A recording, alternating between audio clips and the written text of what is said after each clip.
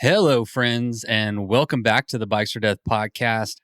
I am so glad that you have found your way back here, and I promise to try to make it worth your time. Right off the bat, I'd like to thank this week's newest patron. There's one this week, and I'd like to give a shout out to Justin B. He is a returning patron. So, Justin, welcome back to Patron. I appreciate your support. And as always, if you would like to find a way to support the show, the easiest way is to head over to bikesordeath.com and you will find lots of ways to support the show, whether you want to be a sustaining member on Patreon or give a one-time donation on PayPal. And there's always the ever so popular Bikes or Death merchandise page. And the easiest thing you can do to support the show is to head over to iTunes and leave a 5-star review. That allows other people to find the show. It lets them know how awesome it is. So add your voice to all the other reviews, all of which are much appreciated. If you would, just take a moment to do that.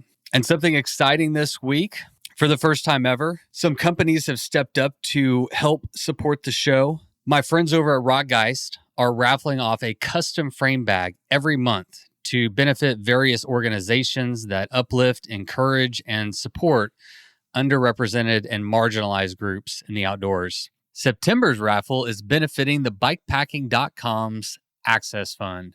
Now, this will be an ongoing monthly raffle benefiting different organizations each month.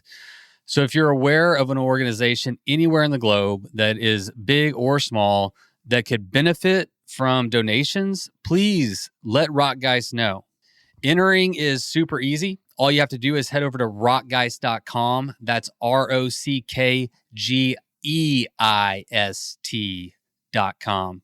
And you'll find the Enter Raffle banner at the very top of the page.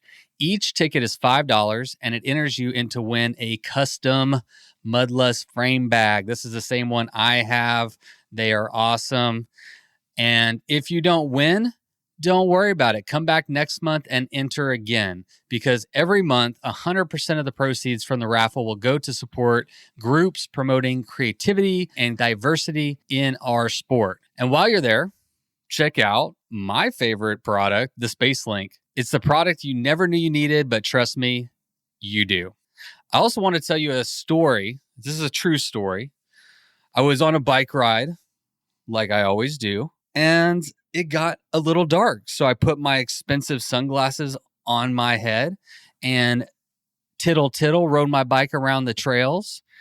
When I got done, I realized that my expensive ass sunglasses were somewhere in the darkness of the woods, in the jungle, lost forever. There's probably a troll running around right now with my glasses, laughing at my misfortune. I don't know about you, but there's nothing I hate more than buying an expensive ass pair of sunglasses and then losing them. Luckily, I came across an amazing company called Gooder that makes sunglasses that are lightweight, they're polarized, and they look cool. And one of my favorite aspects is they don't cost $1 million. I actually got 5 pair of their sunglasses for the same price that I bought my other pair that were like way too expensive.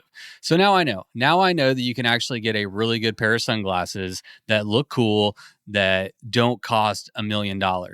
If you'd like to see a few of my favorite pair, you can head over to gooder.com/bikes-or-death. And they've created a little landing page that shows some of the styles of sunglasses of theirs that I wear. Now that is Gooder, GOODR.com. Leave out the E. You don't need it. You don't need an E when you're spelling Gooder. All right, so do me a favor. Do yourself a favor. Go over there and check out those sunglasses. Head over to gooder.com/bikes-or-death and see what I'm rocking. All right, all done. That wasn't so bad, right, folks? I seriously appreciate the support, both from patrons and companies that want to see this show continue to grow and be successful. And I'm going to talk a little bit more about advertising and paid sponsorships and yada, yada in this episode, because guess what? Today, I am in the hot seat. My good friend Ryan was willing to once again step up and interview me for this episode. But unlike last time, we reached out to you and asked you, hey, what do you want to hear about? So 100% of these questions came from listeners. I appreciate everybody who sent them in. We had a lot of fun. We talk bike packing. We talk the future. We talk about some personal stuff. and all kinds of fun stuff. But all of them came from you. We had a great time. I appreciate the questions. And you know what? Without further ado, let's have Miles Arbor kick off the show with the one and only Bikes or Death theme song. Take it away, Miles. You load up your bike, you ride away from home. You could be with your friends or you could be alone. You ride for a day or maybe more. You just love being in the great outdoors. Everything you need is strapped to your bars, including that new pillow you got from Santa Claus. And then you think, oh shit, to yourself. You left that super lightweight tent on the living room shelf. Bikes or death. Bikes or death. Podcast. All right, everybody. Thank you so much for tuning in today. I'm sitting here in an Airbnb in Austin, Texas, and my good friend Ryan has come all the way from San Antonio to ask me some very important questions, all of which came from listeners, so appreciate that.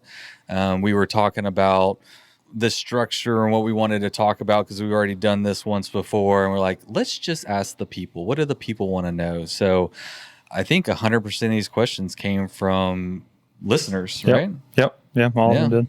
So Ryan is I'm in the hot seat today, and Ryan's going to be asking me your questions, and I'm going to try to answer them.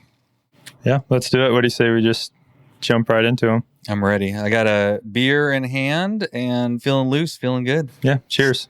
Cheers. All right, so right out of the gate, what are your dreams for the future of bike packing? Who do you see participating in bike packing in the future? And what do you see as your role in the future of bike packing? Easy one. The future of bike packing, I think, is extremely bright.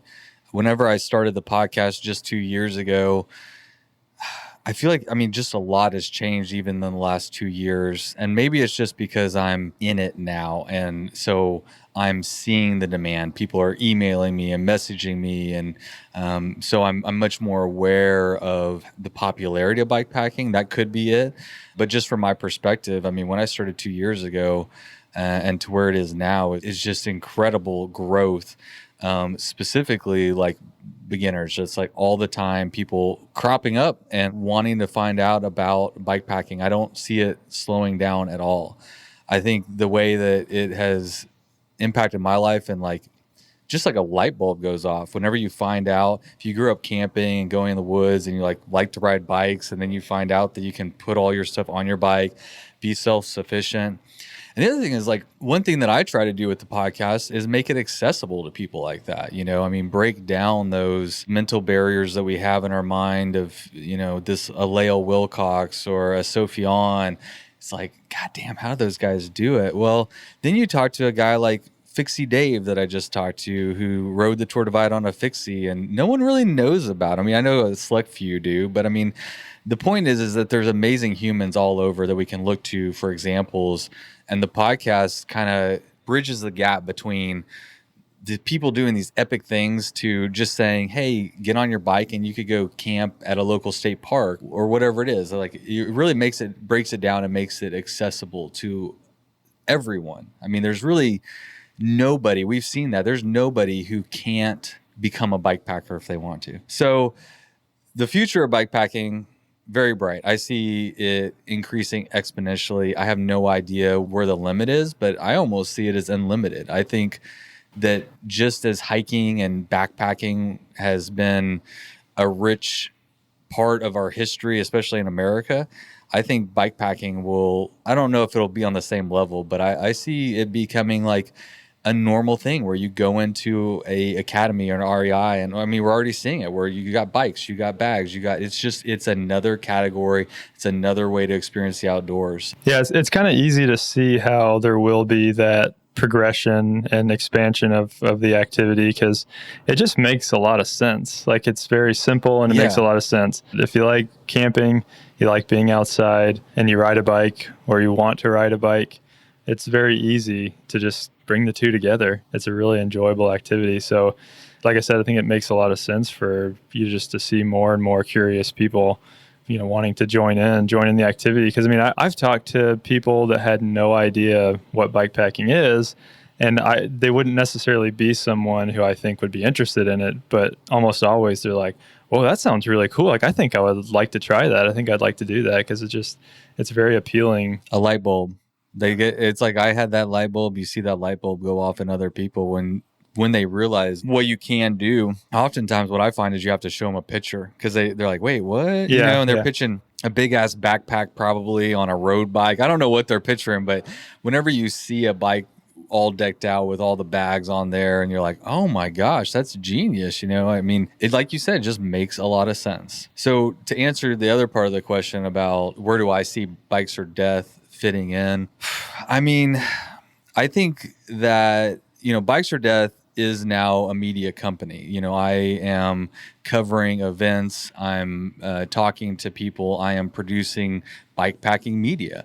And what I'm seeing is that there's room for a lot more media. I think there's more demand for media than there is media to cover the demand. So anyway, my specific role where I want to fit in is in the growth aspect of the sport, is in inspiring people to realize that they're more capable, or just make that connection where that light bulb goes off to where they're like, dang, oh, I heard, Alana, the 14-year-old girl that rode 1,000 miles self-supported in Alaska at 14, like that's an inspiring story. People are going to listen to that and other stories that I've had and go, and I know they do because they tell me they do. That's what I want to keep doing. I want Bikes or Death to continue to facilitate the growth of bikepacking.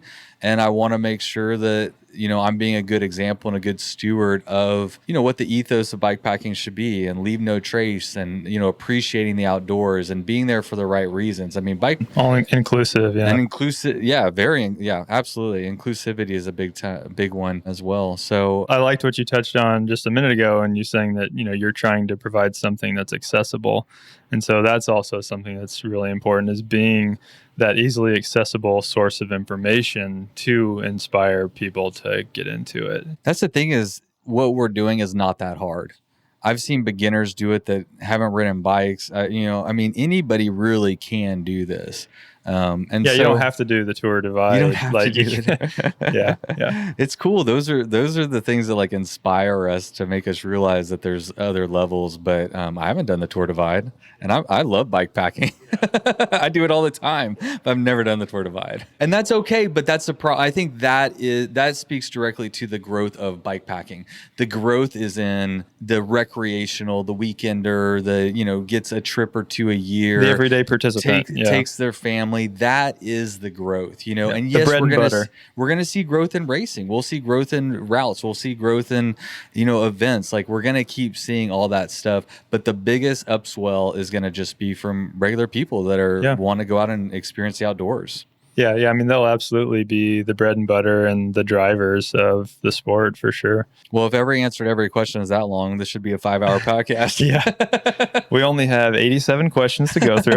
Good. Part 1. Yeah. Part 1 of our 10-part series. So we kind of touched on it, but one of the kind of supplemental questions to that big question was, who is going to be participating.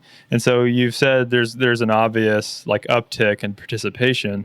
Do you think it's going to continue to be across the board, people that have never ridden bikes before, or do you think it's going to be a mixture of like, somebody that's a complete novice to riding, never ridden their bike, and people that are cyclists who are just like curious about trying a different like aspect of their sport? Like, who do you think is going to be kind of make up kind of this new uptick? Yes, all those people. Yeah.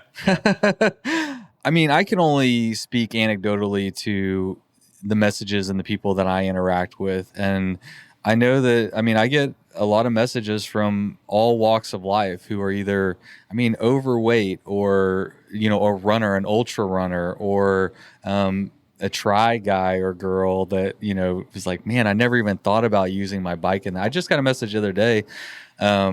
from a guy who just commutes. He's just a bike commuter. I'm sorry, I wish I remember his name and I'd say it, but he bike commuted for 20 years, and just never really opened his mind to, nothing against him, but he just kind of was doing his thing, stumbled across a podcast. It said bikes in it. I guess he just picked it up and he's like, wait a second, what is going on here?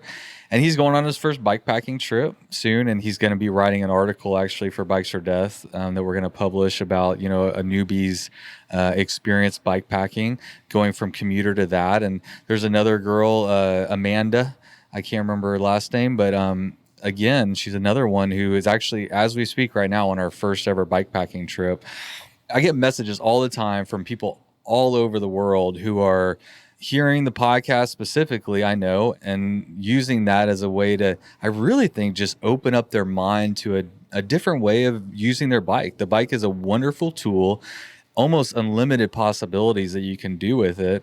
And once you start realizing that and you get away from this, this lycra, you have to wear a certain clothes and you have to be in a kit and you got to race. And yeah. Again, I'll say this many times, nothing wrong with that. The point here is accessibility, making it super easy for anyone to just jump on any bike and go ride it and any way they want to, that's what I'm all about. It's just like you ride your bike the way you want to ride your bike, and that's great. Yeah, and I think that's why bikepacking lends itself to inclusivity so well, is you can kind of just do it however you want to do it. There's not really, just by its nature, like it's not really telling you that you have to do it one certain way. No, that's one thing that I gravitate towards is it's almost more not respect, but it's kind of the culture is to do it your way, is to, rig up the bike in a way that it will be the tool you need to accomplish the type of riding you like to do, and that's everything from the Tour Divide to the Colorado Trail, just, in terms of vast difference in types of terrain you can ride. It could be road, you can bike pack on the road. I guess it's closer to touring, touring, yeah. But if you, I don't know, you could hop off. A lot of times there's roads as connectors and stuff, but that's the point. There's lots of different terrain, and depending on where you live and the type of terrain you like to ride, there's lots of ways to rig up your bike. And yeah, I like that. And I think a lot of other people do too, is there's not this already set image of what a mountain biker is, what a road cyclist is, what, because a fixie kid, if you say these terms, you're going to immediately conjure an image that everybody is familiar with. But if you say a bike packer, it's a different thing. There is no one. There's kind of, some similarities from, but that's why Reader Rig on bikepacking.com is so interesting to read.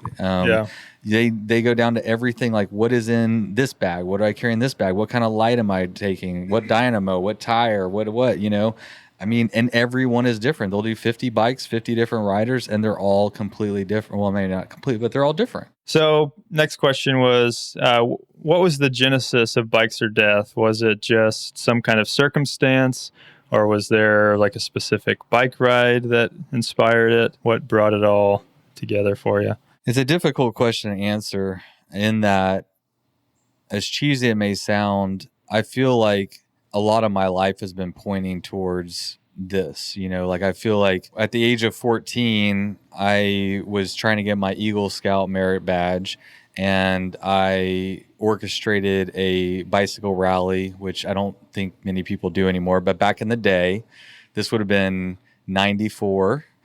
I got Walmart to let us set up like a cone obstacle course where we did like bicycle safety. We had police officers come that taught, hand signaling and how to, ride your bike in traffic safely and what the laws were. Aggieland Cycling came and they did bicycle tune-ups and showed you how to repair a tire and stuff. And it was obviously geared to kids, families, that kind of stuff. And we had over 100 people come, and that was when I was 14. I got on the radio at 14 and was doing like announcing, and they gave me free space on the radio. And my parents, they didn't help me. My parents were like, you want to do this? You do it, And so, I did that at 14. I was a leader in Boy Scouts after that. I went through the Boy Scout program and then went back as a leader. So, I've just had a love for the outdoors, a love for maybe even facilitating people being in the outdoors, being there and helping people access the outdoors from a really young age. So, I mean, fast forward many, many years, still having that desire to do that, I legitimately just started looking for a way that I could pay back to this community. Because I just felt like I know I've been the recipient of a lot of people who've gone before and done really good things, and only out of the kindness of their heart or their love for the outdoors or whatever it may be. These people most of them aren't getting paid a lot of money or any. It's just like very passionate people who have.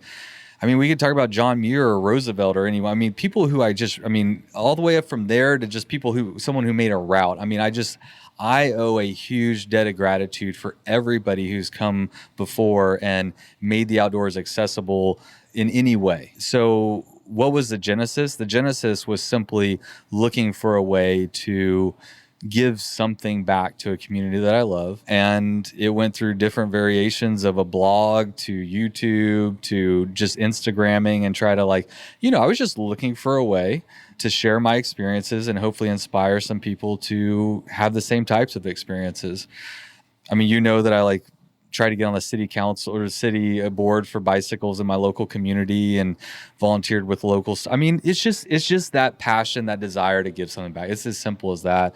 And looking for an opportunity to do so. The genesis was, where did the genesis start? I don't know, is a simple answer, but specifically to Bikes or Death, I was looking for an opportunity, and I was introduced to podcasts probably about 5 years ago.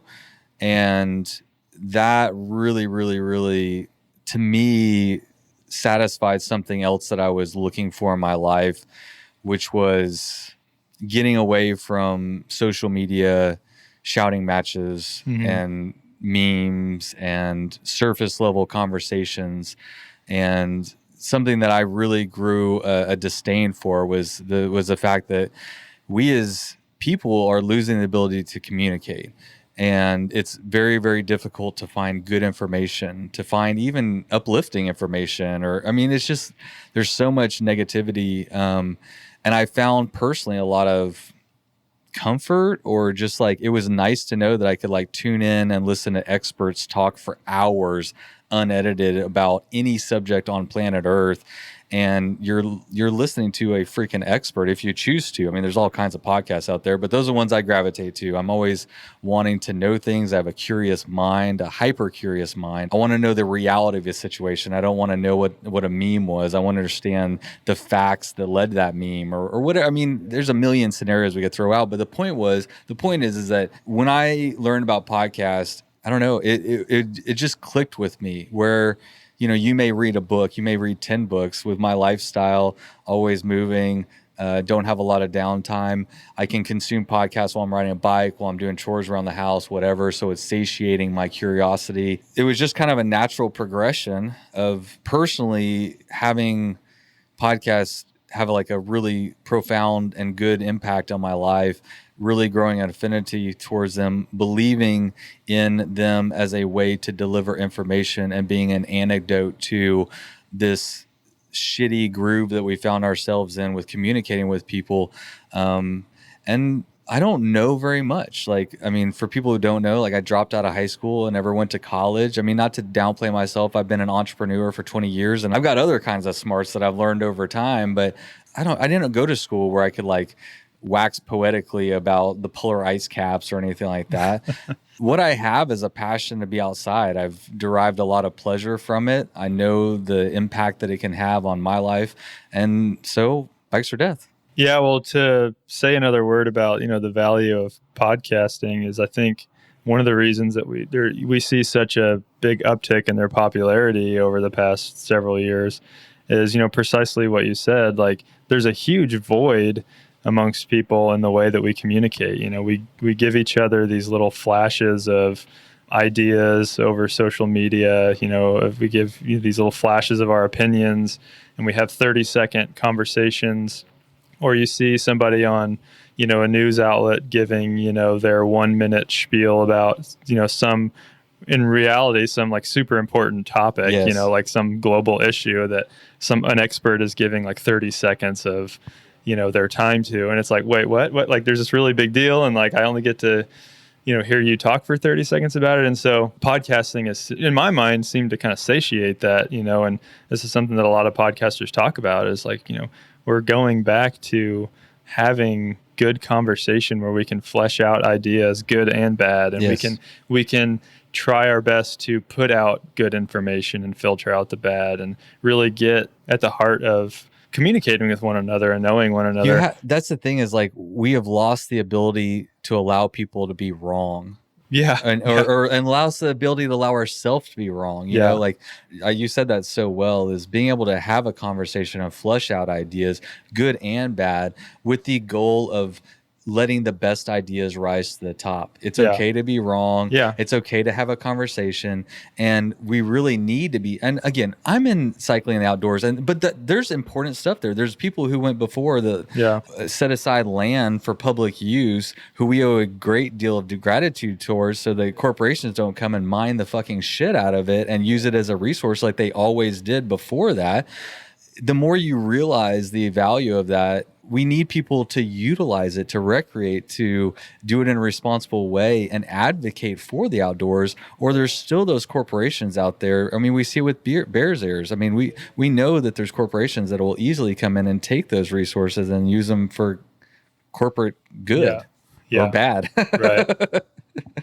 Yeah. And I mean, back to the note of podcasting, I think that, we get off on tangents pretty easily, which is fine by me, but kind of going back to where, Bikes or Death fits in, is you definitely have this really special and unique opportunity to give the cycling community as a whole that outlet where they're not just exchanging memes on Instagram about how Strava is dumb or Strava is great, or, whatever people's opinions on certain parts of cycling culture is. Like, you provide the opportunity for people to sit down and really talk about it. Like you said, it's okay to be right. It's okay to be wrong. Like, and we live in a time where it's not okay to be wrong. Like, you can't say something wrong. You can't on the Bikes or Death podcast. Yeah. I say wrong things all the time. Yeah. Yeah. I mean, everybody does. And the best you can do is just try to make amends for it and, try to make it better. You're right. I mean, it's not exactly bike related, but I do believe that is important, is the art of conversation, being able to listen, talk to other people. And I'd also, like, for the listener, there's a benefit there, because at least when I listen to podcasts, you can be listening to two different points of view and you can be like, oh, I agree with that. Oh, I agree with that side, and you're kind of like, you're helping to shape your own. You don't have to agree with one all the time or the other all the time. It's just, it's the idea that people are fleshing out complex ideas, and you realize that people are complex, situations are complex. Nothing is as easy as just a meme for me, there's always just more. And so, I mean, again, for me, bikes, the outdoors, this is the thing that, like, it's the thing that brings me the most happiness in life. It's the thing that brings me the most joy. And so I want to share that.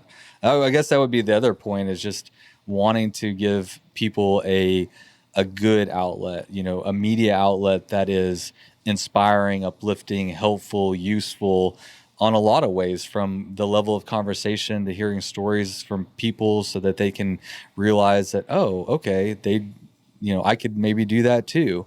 I think so far you're accomplishing that. I think I can say that with confidence. I feel very successful already. I mean, I feel like beyond successful in terms of what my goals were for what I wanted when I started the podcast, to, the fact that thousands and thousands and thousands of people are going to listen to this in the first 7 days. It's like, it's crazy. All over the world, they're going to hear this.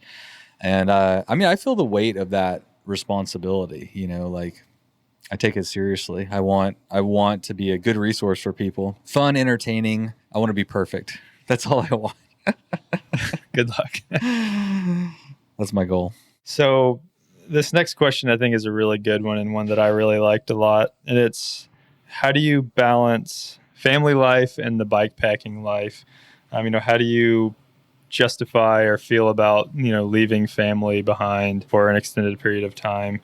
With, of course, the consideration that we all have a need for, personal recharge and personal, care. Self-care is kind of a popular thing right now. So, there's obviously that importance for taking care of yourself, doing things for yourself. How do you balance that?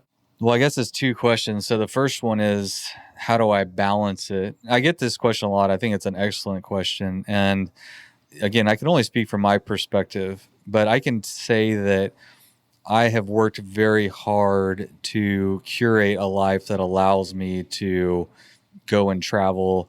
We're in Austin right now on a little weekend trip that allows me to go and do something like this and hit a quick reset button. Like, it's as simple for me as realizing the value that it has, like legitimately in my life, my mental health, my physical health, just, detaching from the stresses of work and family. I mean, family's hard. Having kids is extremely hard. Any parent will tell you it's not an easy job.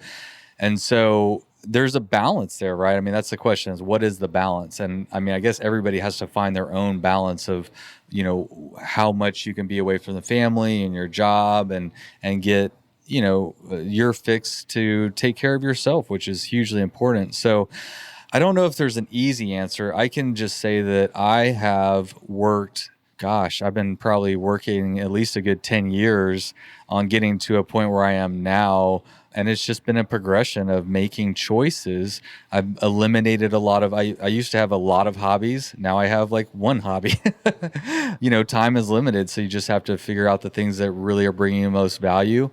Figure out the friends that are bringing you most value. Like, whatever it is in life, like, that's just the way I look at it. Like, what value is this bringing to my life, and trying to eliminate the things that aren't adding to it. I think that's the best answer I can give, because every situation is going to be different. But I would acknowledge, like you said, taking care of yourself is vitally important, and you need to do that so you can be better at your job, better at your being a father, and better a spouse, and all that stuff. So yeah, it just takes a lot of work. You got to prioritize. Yeah, it's definitely one of those things that, you're going to have to work out between, you and your significant other. I mean, not that I'm a therapist or a counselor or anything. So, but in my life, it's definitely been one of those things that you have to come to an agreement on with your husband or wife or partner, because while activities like bike packing are, as we've already spoken to, very valuable and intrinsically valuable, and they have a lot of, rewards for, the human spirit and for, the people that participate in it. It can also negatively affect your life. I mean, if you don't have an understanding with your family, your spouse, your partner, that like, hey, this is an activity that I partake in, and this is how I want to participate in it. This is how much I want to participate in it. And y'all can discuss yay or nay, and you can, figure it out. But I think the worst thing you could possibly do is just assume that whatever you want to do is hunky dory and just go and, don't come to that agreement with your significant other. Okay, well, yeah, I'm not going to give marital advice, but yeah, talk to your spouse too. Yeah. But I mean, the way I would frame it is, it isn't just going for a bike ride, it's more than that. And so for some reason, like, if you're like going to the gym, you're like, oh, I got a workout plan and I'm going to the gym Monday, Wednesday, Friday. And you tell, like, I mean, this is just my own anecdotal experience, but like, if you tell people at work that you're going to the gym, it's like, oh yeah. They're like, oh, I'm going for a bike ride. Like, oh, you're just going to go ride your bike around. Yeah. It has a different, and I've even found with like partners, they're like, oh, you just want to go ride your bike. And that's where the conversation needs to be more like, this is why I'm doing it. Yes, I love it. Yes, it brings me a lot of joy, but these are the reasons why it brings me a lot of joy. This is why I need it in my life. And the question was balance. How do we find the balance? Well, yeah, you need to talk to your partner. Yeah. Your partner obviously needs to respect you and love you enough and care about you enough that they want you to have that release. Right. But then finding that balance of fitting it in, It's hard with kids. It's hard with families. That's another complicating part. I mean, a lot of the people that you see that I interview do this. A lot of them don't have families, it's a complicated thing. Yeah. And I think now the complications of it are only heightened with COVID-19 and people trying to be good and stay away from other people, keep your distance from other people, or stay close to home with their families. Like, that's kind of been a limiting factor for me in taking bikepacking trips, is just not wanting to be away from family during time when there's a lot of uncertainty. And when I was answering that question, I wasn't even thinking about it specific to bike packing, although maybe I should have.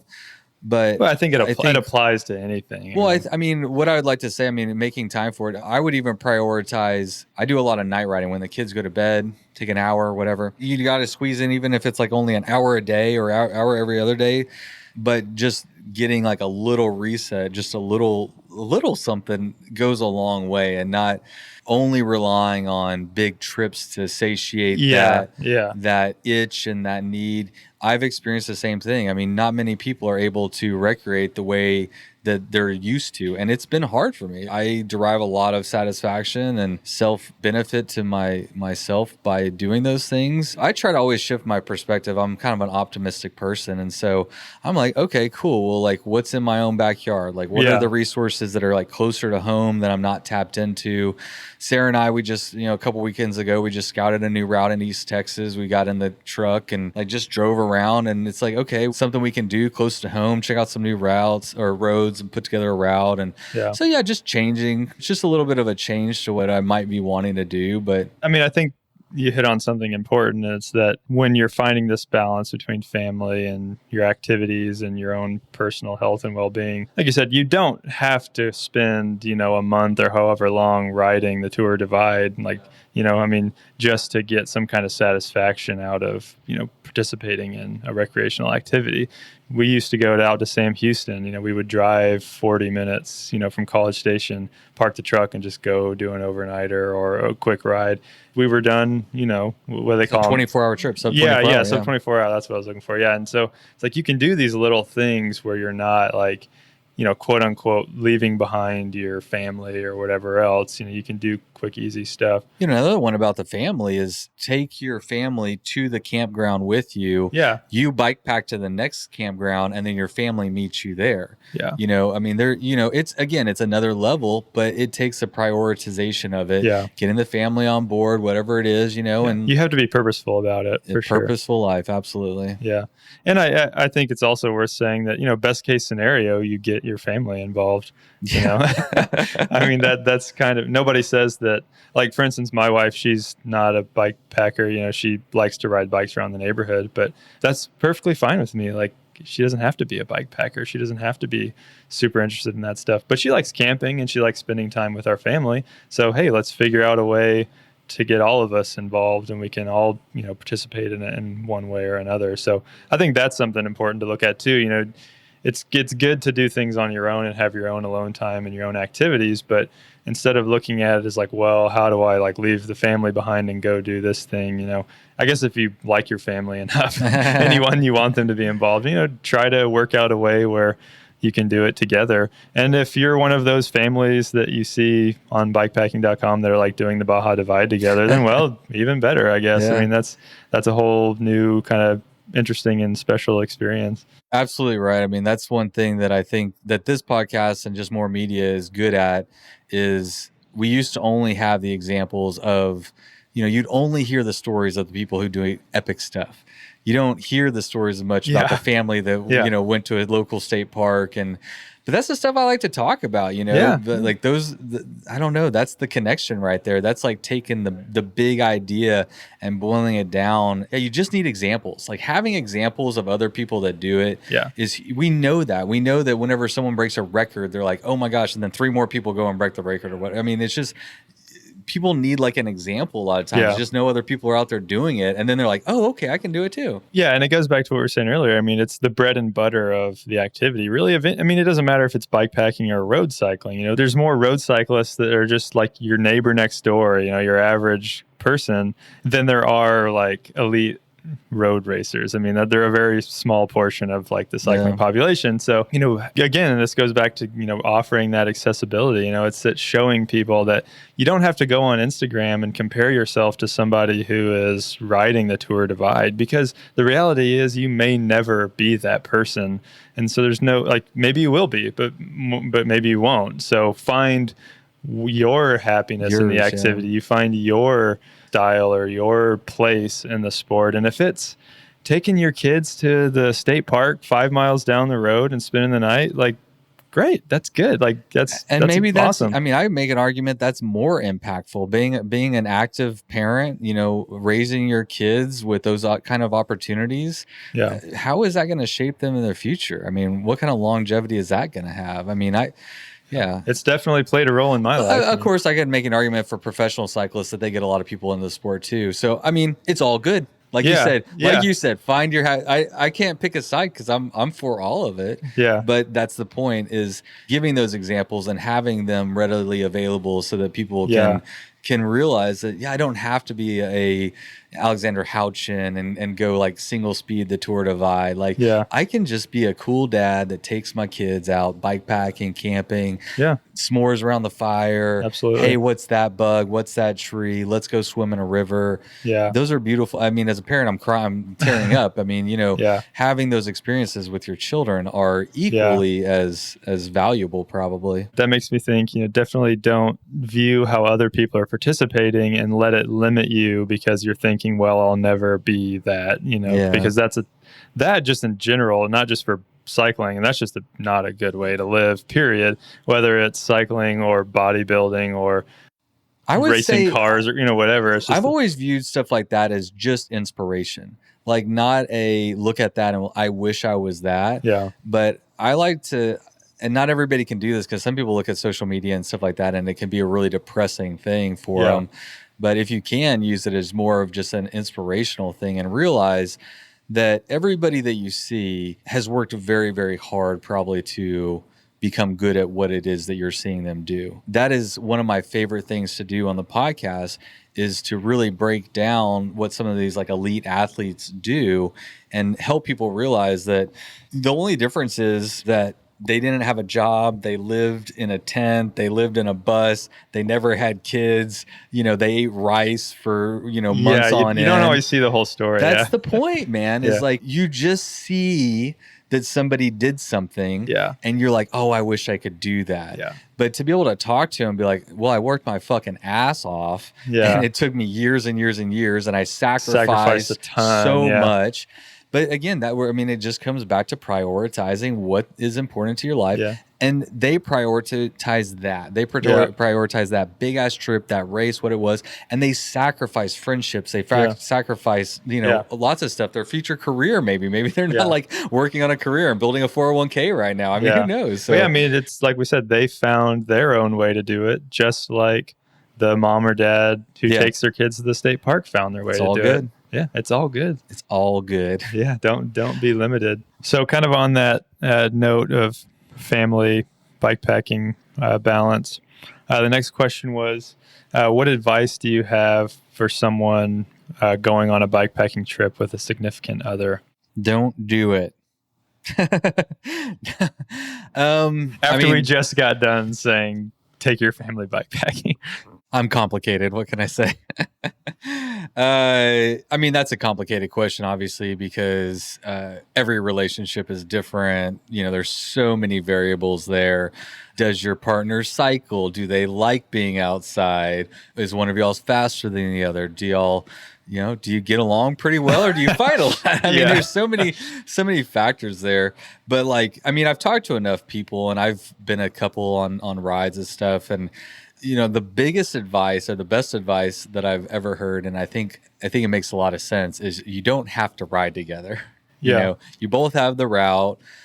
Hopefully you should both be fairly competent, and whatnot. And I wouldn't get too far apart. You should still be, my thought is if you're riding with a group or with a partner, you should still be peripherally aware and, not get too far away and kind of stuff. But you can ride a mile apart or half a mile apart, still see each other and be able to listen to music or meditate or do whatever, be whatever space you want to be. And so that's an easy way to avoid, a lot of stuff. The other thing that I've heard from a lot of couples that do this is it's rare that two people are in a bad place at the same time. So mentally, one, maybe having a really good ride and the other one is struggling that day. And so So just be a partner and like help that person, because it helps everybody. I mean, get the other person, be like, man, look at where we are right now.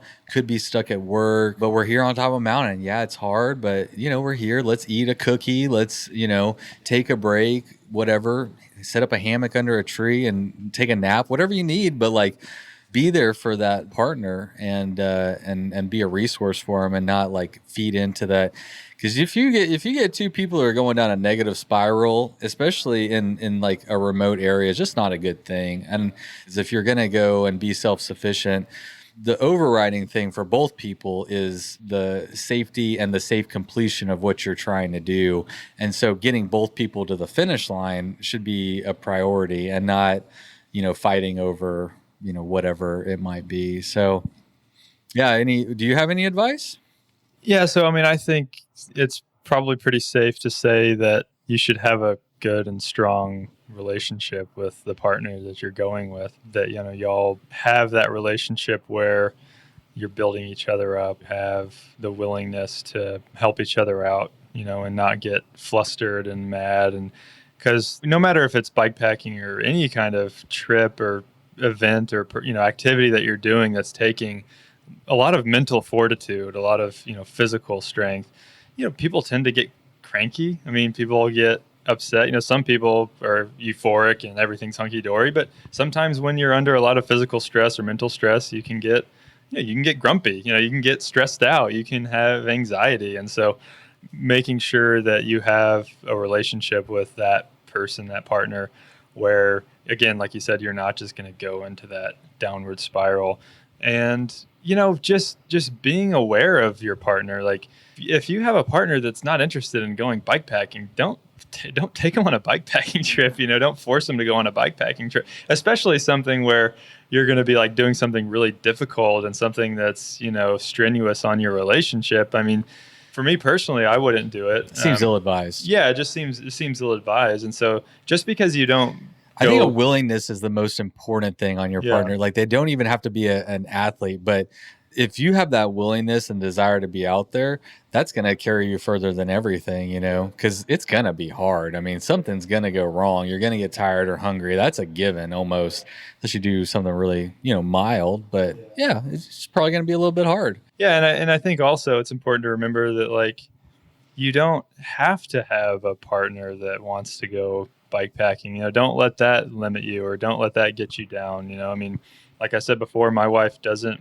bike pack, and I don't think she has any desire to, and that's fine. Like, that doesn't define our relationship, whether or not she is interested in the same activities that I am in, but she's supportive of me, and she builds me up, and she encourages me, in my endeavors. And so that's what's important, not so much that, like, you drag along a spouse that y'all are going to like kill each other, over a trip. It's more important that you have again, I'm acting like I'm a marriage counselor here. I really have no idea what I'm talking about outside of my own relationship, but, I just think it's important first and foremost that you have, a strong relationship. I don't think you have to be a marriage counselor to know that. I think you're pretty safe. That's kind of my take on the issue. I mean, and you should be speaking more than I should. I have 2 ex-wives, so me giving advice on riding with partners or any kind of like relationship advice is probably ill-advised. Well, at least we can be honest about it. I'm just like, don't ride with them. Yeah. You don't have to ride with them. Yeah. No, but I mean, I think that what you said is important, though. I'm kidding. Yeah, is, make sure that both of you are putting yourself in situations where, you can build each other up, and you can help each other, and you kind of have that understanding, because, and people say this about all kinds of activities and, married couples or partners or whatever. You really see what your relationship is when you're under stress, like when you're in crisis, or when you're, angry or stressed out, or there's a problem, like you really see, who you really are. And, fortunately for me, it's nothing that I've experienced on like a trip or anything, but I've been told stories and talked to people where it was like, our true colors like really came out. Like we were at each other's throats and yada, yada, yada. And that doesn't necessarily define your relationship. I mean, maybe, y'all are both just really hungry, and that happens. That doesn't mean that y'all are like a bad couple or whatever. It's just like one of those things you have to go into with the understanding that, You need to be building each other up and helping each other. I can guarantee you, I know for a fact that for most people, it takes practice to recognize that somebody is hungry. As I've talked to people, it's like, okay, I know that. I mean, I was thinking of a specific instance with Katie and Henley Phillips where, okay, Katie, you're just hungry. Like, let's just get some food in you and, say some positive things and, be there for you. But yeah, knowing your partner is huge. Yeah, speaking to learning about somebody through, specifically bike packing, but just, hard situations, you really do find out like a lot about them.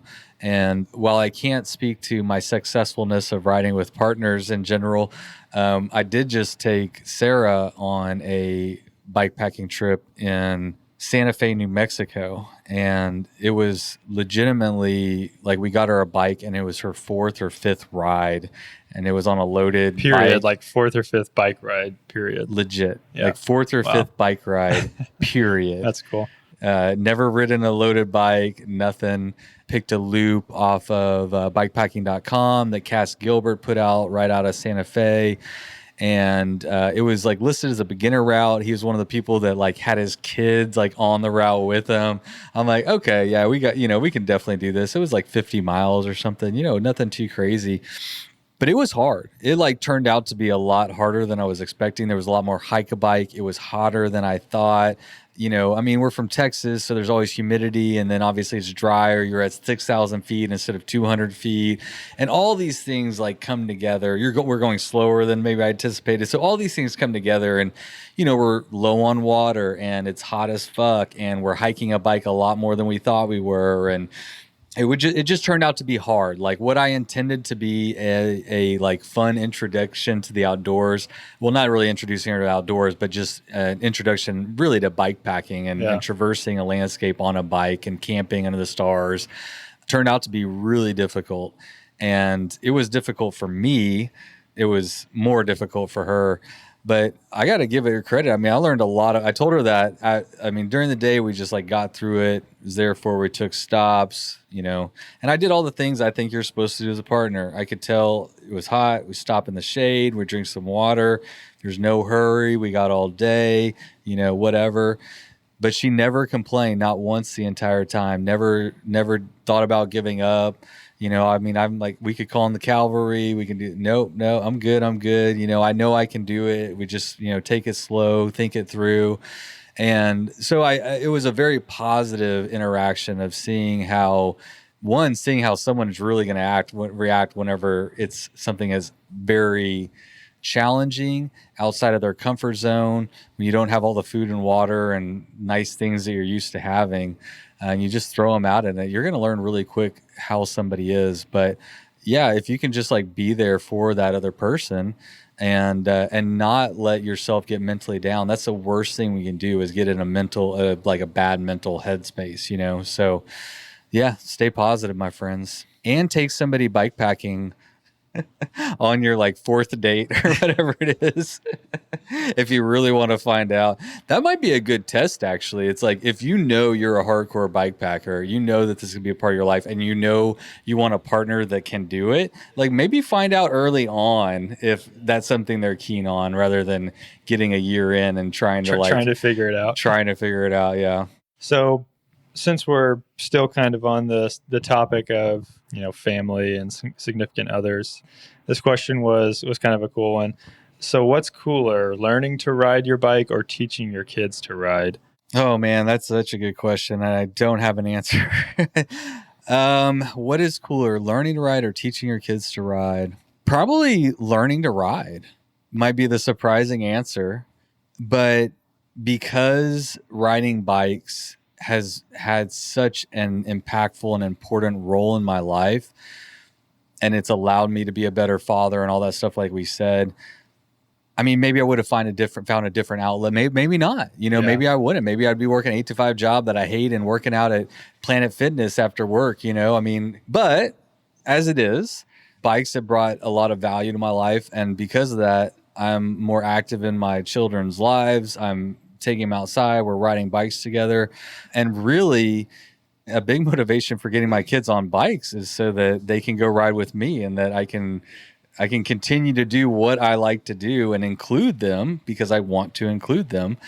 But I will say that when I watched my 4-year-old Lila, or my 3.5-year-old Sloan ride away for the first time on their own, I mean, that's just one of the most amazing feelings, I think, as a parent, because it doesn't just happen. I know plenty of parents who aren't big cyclists or whatever, who have 8-year-old kids that don't know how to ride a bike. Like, they're not just going to learn. You have to teach them how to do it.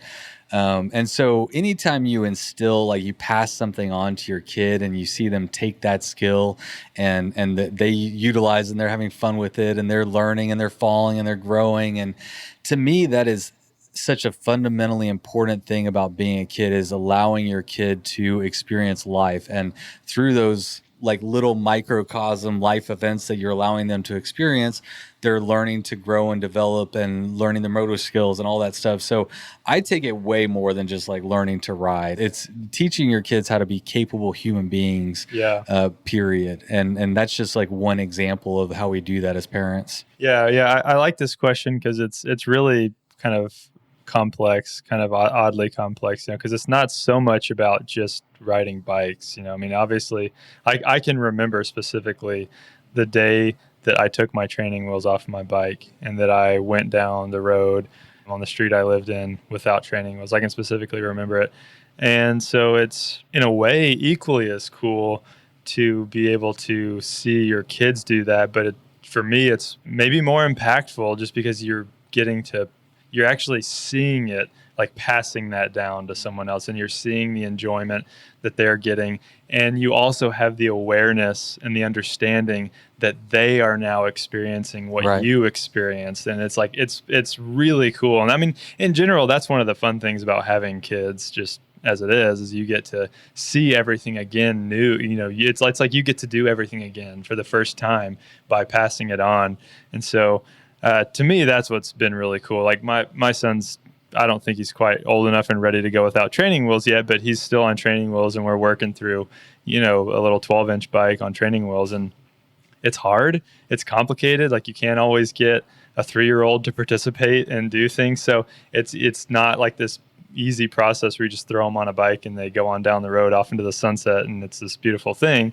It's definitely complicated, but that's part of it, right? Like that's part of the process, is like working through the complications and teaching them, and just the whole process to me is really cool and really special. It's really important because without that, like you said, they're not just going to hop on a bike and ride off. You have to work. It takes effort, it takes, sweat and tears sometimes. Yeah. I mean, they're going to cry, they're going to fall, they're going to be grumpy, and it's not want to do it. And it's going to bum you out because they don't want to do it. You have to put your hands on their feet and push their pedals forward. And this is how you do it, Timmy. And you're like, God, it's not that hard. Just push on the damn pedal. Yeah. I don't want to. Yeah. It can be really, really frustrating. And you just kind of have to like step back and remember. That's where I give my nod to the parents, man. You have to. Yeah. I mean, you got to step back and remember, like, they don't know how to do it. So you have to, go back to square one. Like that was something. So my son has had a balance bike for a while now. I mean, we got him a balance bike, like I think on his first Christmas, maybe, or second Christmas. I can't remember, but we got him a little balance bike. Probably second. And for definitely not first Christmas, second Christmas. And he took to it pretty quick, and he was all about it. And he was, riding around the house and riding around the street. And, he was like trying to do track stands, like pretty early on, like trying to like, I mean, he didn't know what he was doing, but he was like trying to balance on the bike just still. Sloan did that too. Yeah. So he was like really into it. And so he actually, funny enough, like had saved up money that like my mom had sent him, like he'd got from birthdays. He's like, I want to put it in my dinosaur piggy bank or whatever. So as a surprise, like I went and bought him a bike, like a, pedal bike. And here I'm thinking like, all right, I'm just gonna like set him on the bike and he's just gonna like pedal off. And it was like, no, he doesn't even know what pedals are other than like seeing me ride my bike. He doesn't know how it works. He doesn't know what they do. So like I have to do it. And so it's really easy to get like frustrated and be like, you just push down on the pedals and you go, like you just do it. He's like, I don't know, I've never done this before. So there's definitely like a level of patience that you have to have. Yeah. So then that puts another perspective on which one is better. Cause once they finally learn how to ride, then you're over the hump of years of the balance bike and the crying and all that. So there's also some relief for you as a parent where you're like, okay, finally you can just ride your bike and we can go for a bike ride around the block. Like that's all I've been wanting. Yeah. Yeah. Oh yeah. Sometimes bike ride around our block takes like, an hour or more, just to like go around the cul-de-sac or whatever. But yeah, it's a whole different endurance sport. Yeah. But, when I can kind of zoom out, I look at it as it all being good. Like it's all good. Yeah. In those moments, like I might be frustrated or feeling impatient, but I feel like I'm doing the right thing. Like I feel good about passing that on. It's important regardless of how frustrated we both might get or how, the zoomed out looking at it, the bigger picture is obviously, it's a valuable pursuit in my mind. We're perfect parents. Do it like we do. Yeah, so we're giving marriage advice and parenting advice, but y'all ask the questions, so not us. Let's see. So, kind of switching gears here a little bit, but I think this is another good question. Do you ever feel pressured to be authentic for the podcast, or does it just kind of come naturally to you? That's a great question. Being authentic can be challenging. I mean, I can only speak from my own perspective, but I mean, as I grow as a person, my authenticity changes, based on as I grow. I mean, who I am and the way I act and the way I carry and conduct myself kind of evolves over time. I've always liked that quote, be yourself, everybody else is taken. Isn't that Ralph Waldo Emerson? You're the quote guy. Maybe. It might be. I've heard it, but I'm not sure. I'm pretty sure. I hope I'm right on that. But it's a very simple quote but it makes a lot of sense. I mean, it gets into how far back do I want to go? Let me just say that going back to the value of podcasts and conversation and how much of a disservice just like an Instagram post with a model or just anyone who's only putting out, a polished image of whatever it is, and presenting it as reality is a problem. And that's something that I started the podcast to be an antidote for. And so, yes, I strive very, very much to be authentic. So I think in some ways it can be easy to be yourself, but it can also be very scary to be yourself, that's probably the hardest thing. One of the hardest things I've ever done is putting out a podcast and choosing to be myself and to be authentic and not pretend to, try to know more than I do or try to be more entertaining than I really am or funnier than there can be all these it can be tempting. And I've had to check myself sometimes. Sometimes I'll agree with something maybe I didn't agree with, or I'll pretend to know something I didn't really know, or, I'll listen to it back. And that's where, I'm just a human and I'm going to continue to try to be better, and talk about the things I really know about, share the experiences that are most meaningful and not have any other agenda, but just allowing people to listen to a genuine conversation to people who are just talking about whatever and not necessarily putting on a show or doing anything for any particular demographic or anything like that. It's just, hey, this is just what I think. This is what I feel. This is what I like. This is my goofy ass personality and all my little quirks. And, the truth is, I think that the world is starved for that. I think we know that people are desperate for authenticity. We're so sick of, polished everything and this lie that we're telling ourselves that everybody's walking around with this perfect life and nobody's struggling.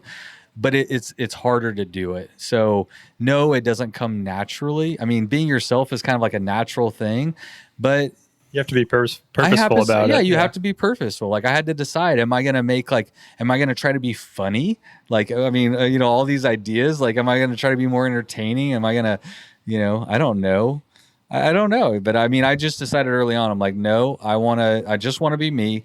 And the one of the main reasons why, other than for that's what I believe in, and I think that's the example that I want to set.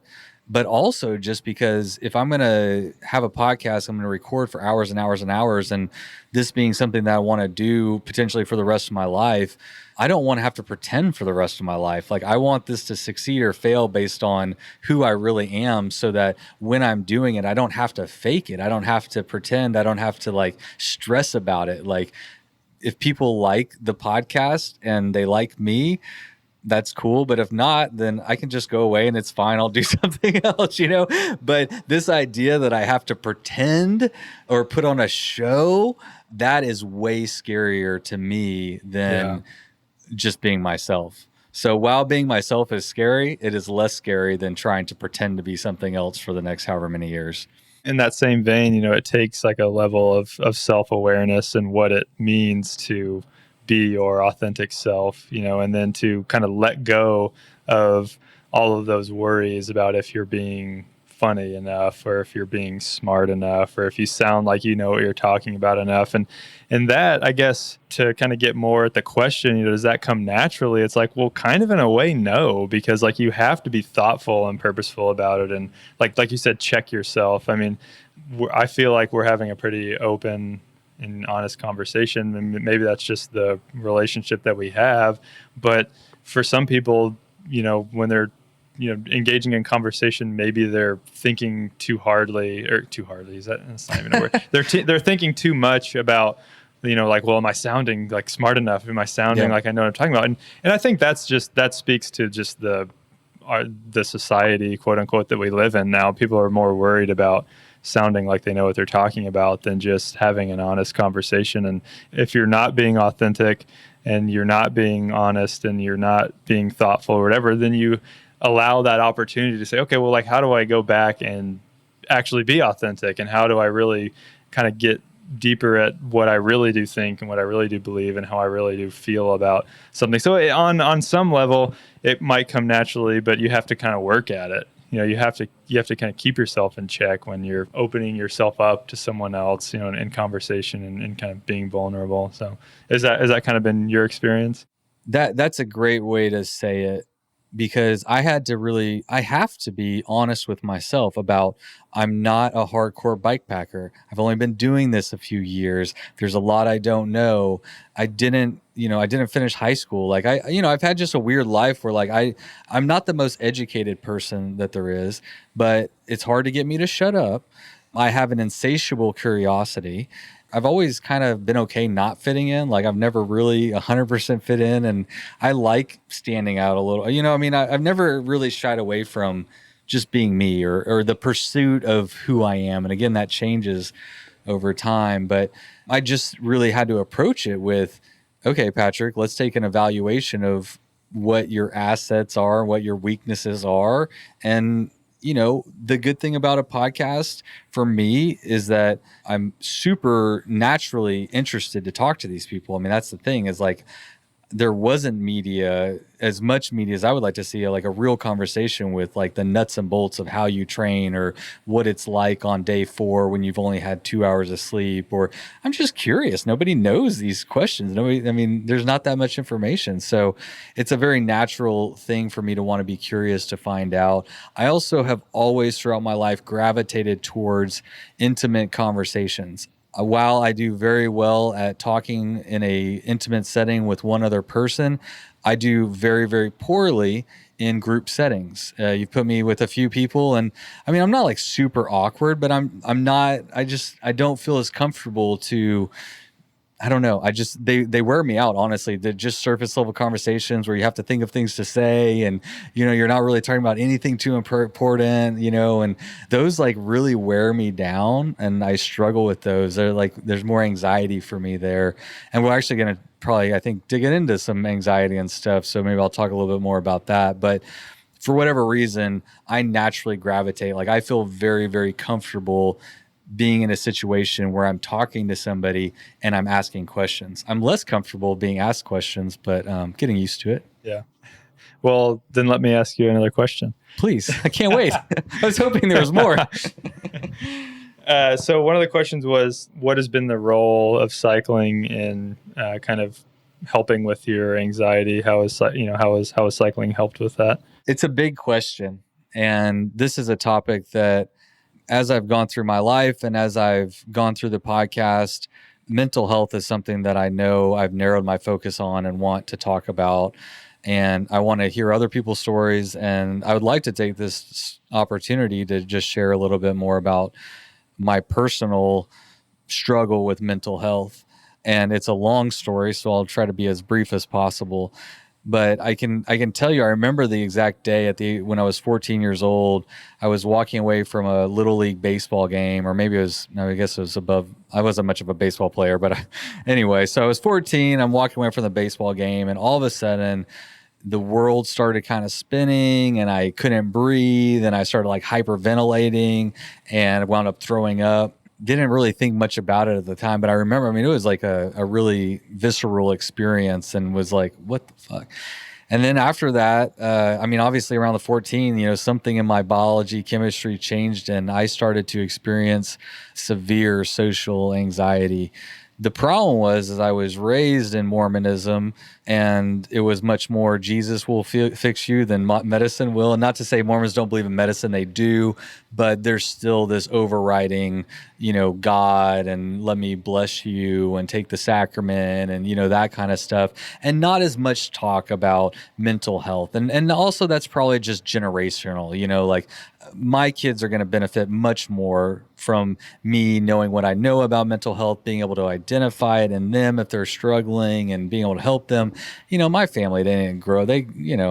My family grew up where they're getting beat by their parents as a way to discipline them. Oh, you don't feel good here. Now you really don't feel good, Yeah. Maybe that's a little severe, but you get the idea. So I suffered from severe anxiety until the age of like 32, 33. So we're talking more than half of my life, at least 20 years of it, dealing with it. And I was so dumb. I went to allergist. I tried like inhalers. I thought it might have been asthma.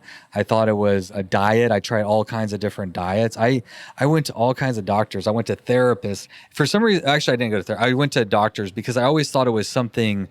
The mental health wasn't even on my radar. That's the crazy thing. And that's why I want to talk about it, is because I don't know how I lived to 33 suffering from severe anxiety and not knowing it. And to give some examples, like when I used to do bike racing, I still remember going my first ever group ride. Part of the reason why I always rode by myself is because I was always too anxious to go and ride with people. I remember the first group ride I ever went out to Lake Bryan. There was like 7 people there, and I had a panic attack like halfway through, of course. Every race I ever did, every single mountain bike race I ever did, I would stop and throw up. And it was so intense. Remember one time I was like going to show a house and stuck in traffic, and I was like, oh shit, I'm trapped. I can't get out. And like had a panic attack. It impacted every level of my life. I remember being at a dinner meeting when I was like 23, and I had to leave and go throw up in the bathroom because I had a panic attack in the middle of like this important business meeting that I was out. It impacted every level of my life, from relationships to being able to recreate outside to work and everything. So, that's just to maybe give people a perspective of like what I was dealing with, and maybe some other people can like relate to that level of anxiety. How I have like fixed it, or how I have managed it, is twofold. For me, my life was like turned around 180 degrees whenever I got on an SSRI. I take sertraline. I can't remember what the thing is, but it's sertraline. I can just say for me, like, I think it's important that one thing I believe in is every single person is different, and you have to really find out what works for you. And I think that taking drugs like that is a big deal and shouldn't really be taken lightly. But I was dealing with a level of anxiety that was really crippling my life and really preventing me from being in relationships and pursuing the things that I want to do. And I really credit being here today. I wouldn't be able to sit down and talk to random strangers on a podcast or go on group bikepacking trips and lead those if I'm like having crippling anxiety all the time. And so for me, the getting on a medicine that was good. And when I say good, again, only from my own experience, I still feel emotion. I still get anxious, but it's like manageable. Like I take that medication and I don't feel it. You know what I'm saying? I've taken Adderall for ADD. That's like freaking crack cocaine. You come off of it. And for me, I was like socially void. I felt like empty inside.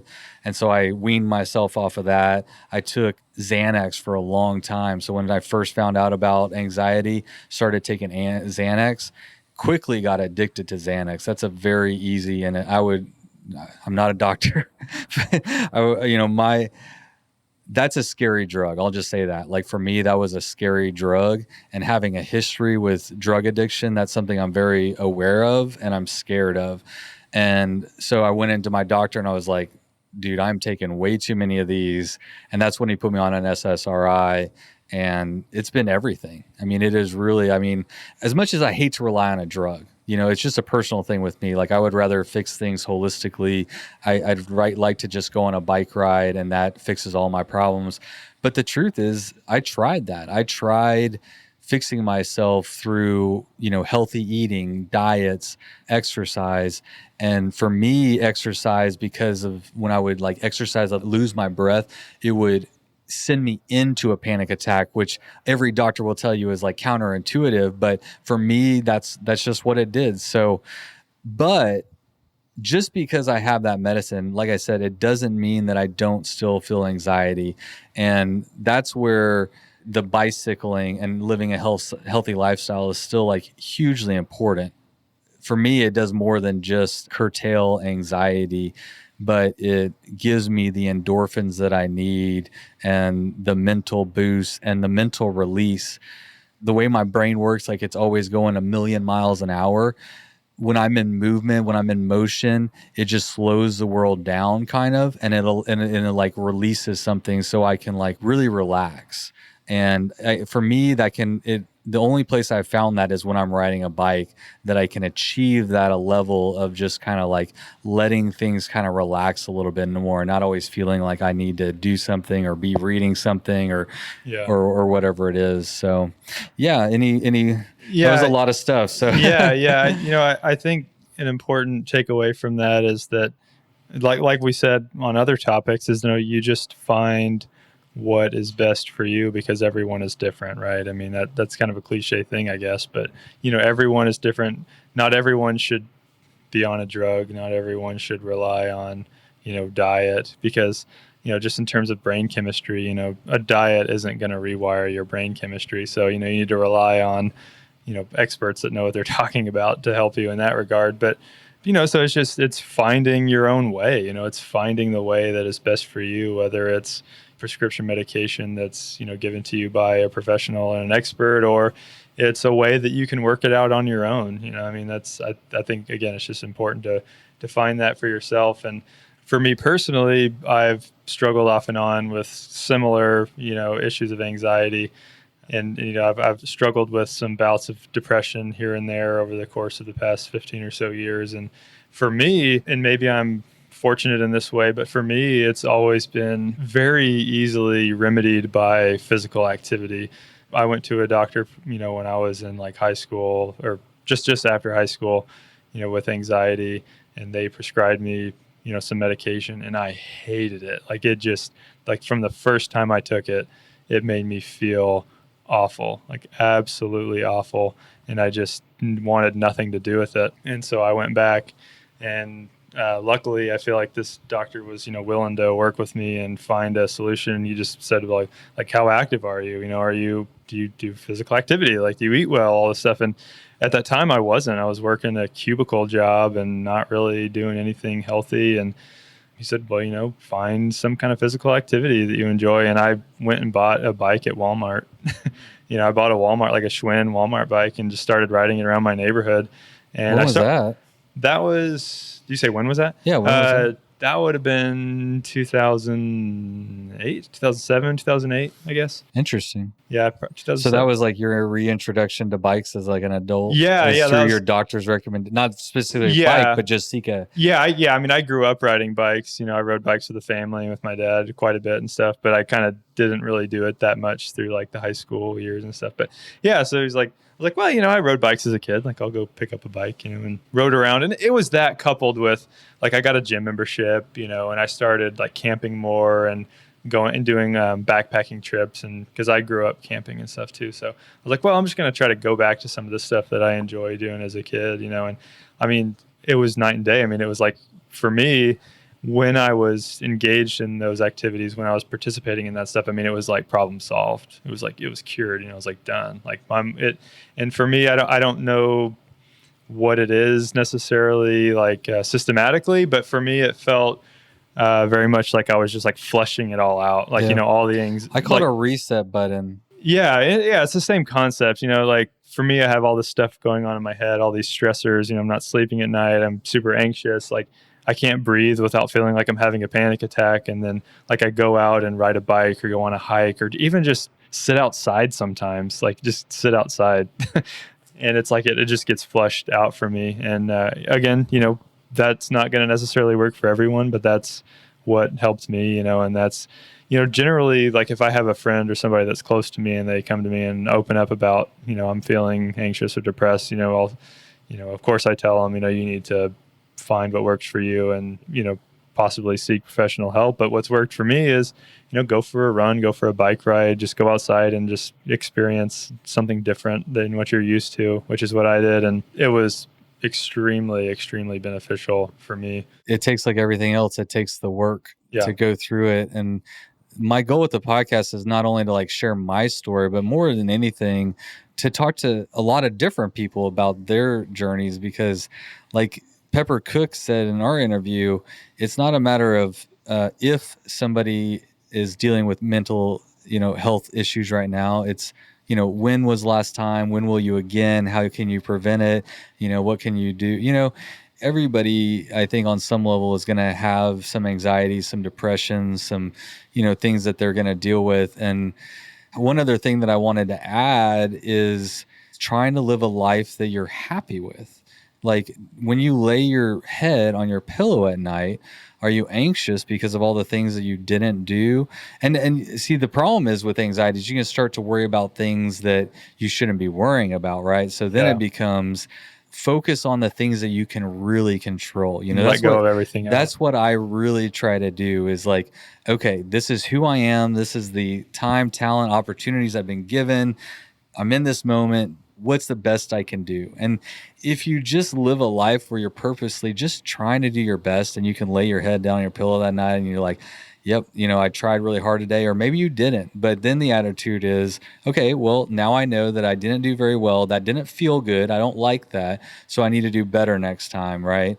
And I think, it's a lifelong pursuit, and I'll continue. Through the rest of my life, I will take mental inventory when I lay my head on that pillow at night. Not exactly like that, but sure. Overall, if you're not living a good, healthy, happy lifestyle, what are the things in your life that are contributing to, your anxiety or your depression, or what's missing that you could add in and, and all that kind of stuff. And again, everybody's different, but the message just needs to be that, hey, everybody, can struggle with this. My excitement comes from there is solutions. There's lots of different solutions that people can seek out. And for a lot of people, I really do think it's as simple as diet and exercise. I think for a lot of people, that and living a purposeful life and, seeking the things that are good and getting rid of the things that aren't adding value. I think doing those things are a very simple way to having less anxiety in your life. Oh man, I could go on, because then we could talk about all the things that society says we need, like houses and cars, and how that adds to the stress, the debt we get into to keep up with people. Yeah. So then I would go into living a simpler lifestyle, having a simpler lifestyle that's less complicated. Maybe less friends, get rid of some of the ones that, are shitty or what. I love to simplify life as much as possible. And you cut out a lot of that extra anxiety that you carry around, So I don't know. I could talk about this one for a long time. It's definitely a rabbit hole for sure. But it's a good one, and I enjoy talking about it. So I appreciate that question for sure. So another question here: how much have you changed as a person since your 20s? Just kind of a quick, easy question there for you. That's an easy one. I mean, like anyone, obviously, I've changed a ton.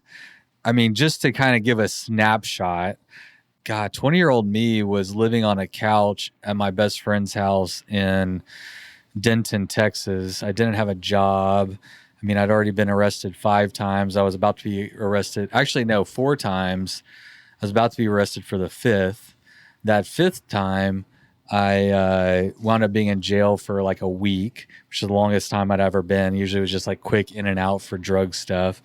And yeah, kind of in that moment, being in jail for 6 days, really, it became very obvious to me that I was not the people that I was surrounded by. So, I mean, for people who haven't been to jail, picture a big room with tables in the middle and metal bunk beds affixed to the walls, like double decker all the way around, toilets out in perfect view of everybody. There's no privacy. It's just 50 guys in a jail cell. And it just became very apparent to me that I had a different life. You know, I grew up Mormon, for people who don't know, and grew up. I mean, yes, I'm no longer Mormon. Just for anyone who's wondering, I broke that spell a while ago, which is a whole long story. But I grew up in a really good family. My family was blue collar. My dad worked 3 jobs. My mom stayed, he worked hard so my mom could stay home and be a mom and raise the kids and, do the whole thing. And so, just to back up a little bit, probably part of the reason why I got into drug use is because of the Mormonism and this ideal of perfection, of always having to be righteous and all these things, right, that you were taught. And that pressure to live up to those things can be hard. That's something I don't approve of, is like, putting all that pressure on young people. But for me, I guess I felt like I had a couple options. I could like toe the Mormon line and be like really good boy, or I was a skateboarder, and so my friends started getting into drugs, and that seemed easier, than like living up to the standards of Mormonism, probably. And so we could go into that a lot more. But the point is like, I had chosen to go down a path, hang out with a certain group of people, but I had a really good family that was supportive and loving and wasn't abusing me and all those things, right? So I made the decision at the age of 20, whatever, that I was going to turn my life around. Like I even prayed, actually. I prayed right there in the middle of jail that I would like, it's like, if God, if you'll like get me out of here, I'll clean up my life, I'll quit. And no one was coming to get me. My family wasn't coming to get me. My friends weren't coming to get me. And that, that was another pivotal point in my life where you realize like all these friendships that I accumulated are no longer here. No one's coming to get me out of jail. I'd burnt every bridge with my family. But my brother, I convinced my brother, who was 2 years younger than me, so he would have been 18 at this time. He went and pawned his bass guitar and his amplifier and stuff, and he got like $100, which is all the bail was, to come and get me out. And I made him a promise. I was like, dude, if you get me out, I'll change my life. Like I will. So I went home, and I'll tell you a funny story just to kind of I think it kind of typifies where I was at. So I go home, and I'm going to be good. I'm living with mommy and daddy now. My brother's at home. My sisters are still home. And like the black sheep of the family has returned, and I was fully committed to the line. I was going to be a Mormon again. I was going to, not do the drugs, all the stuff.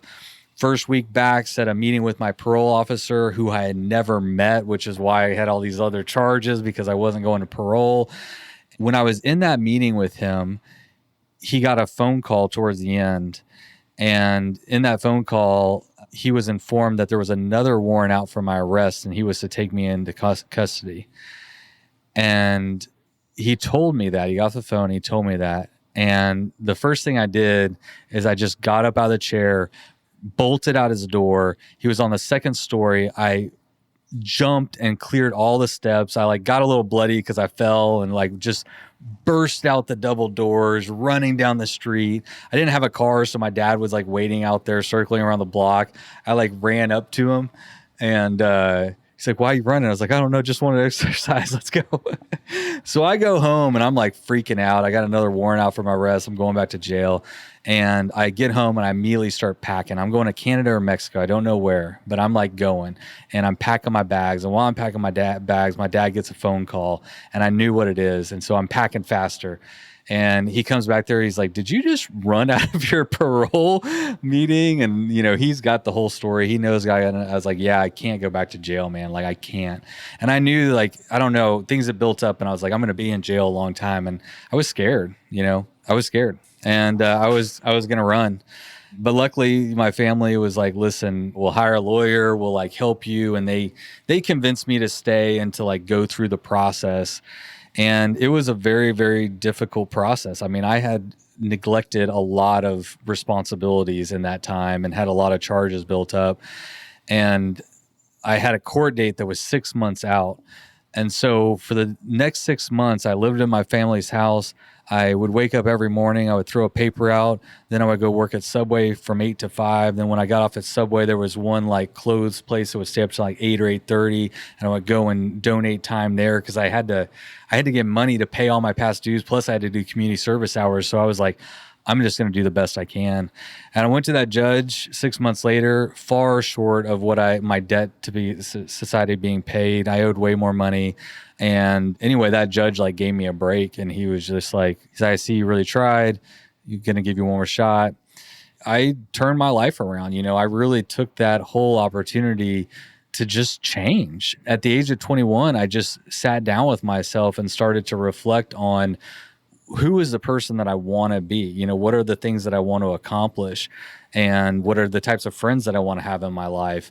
And all these things. I started to read a ton of books. I mean, self-help books, mental health books came later, but mostly I was reading about, all the stuff I dropped out of high school and I didn't like learn, and didn't go to college and didn't learn. So I started my own businesses and just tried to rebuild my life at a later age, and I've done that a few times since then. So how has my life changed? It's such a big question, but what I've done since then is I realize that there's no value in that lifestyle. I mean, that was completely empty. The friendships that I had, I don't have anything to show for it. I don't get a degree. I didn't learn a skill. I didn't learn anything good during that time. And so I know I don't want that. I'm kind of a hard-headed guy, so I gotta do things, to figure it out.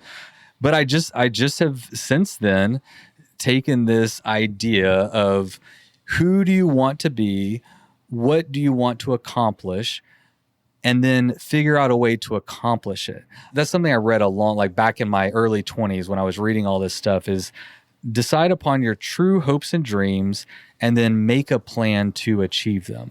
And if the plan is yours of your own making, if you're creating the steps to get there, it can be as easy as just doing that. And so as I've gone through my life, it's evolved. It's like, okay, well, this is a priority. A family is a priority, or the job is a priority, or giving back to the community is a priority, or this relationship, whatever it is.